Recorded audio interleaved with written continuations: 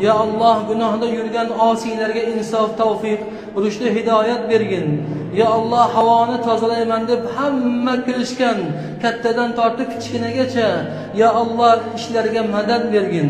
Havomizni musaffo qilgin, rizqimizni butun qilgin, yerimizni hosildor qilgin, hosilimizga barokat bergin, konlarimizga barokat bergin. Ya Allah, ya Rahman, ya Rahim, hammasidan ko'ra insof va taqvoda bardavom qilgin. Ya Allah, biz bandalarmiz va doim foyda ko'zlaymiz. Ammo Parvardigori olam, aziz xalqingning duosi, sening rizoing eng katta foydadir.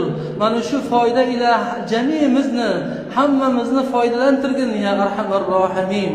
Ya Allah, ya Rahman, ya Rahim, cümle mübarek güzel isimlerin ve sıfatlarına hakkı hürmeti, bu açkan kollarımızı kurup kaytarma, istiğfarlarımızı kabul eyle.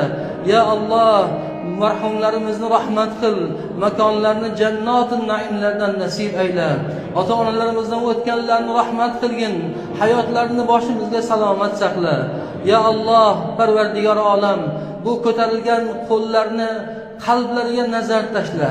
Bemorlari bo'lsa komil shifo bergin ya Allah. Qarzdorlar bo'lsa najot ber ya Allah. Farzand talablarga salohiyatli farzandlar berib, ko'zlarini, qalblarini sururga to'ldirgin ya Allah. Yangi ish boshlayotganlarga barokat ber ya Allah. Boylarga saxovat ber ya Allah. Xalqimizning duosini qabul eyle ya Allah. İlim talabida yurganlarga ya Allah foydali ilm bergin. Safarda yurganlarni safarini hozir eyle.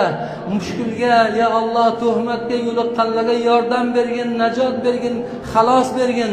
Adashganlarga ya Allah insof, tavfiq, rushdi, hidoyat bergin. Tavba izlaganlarga nasuh tavbasini, ijobatini bergin.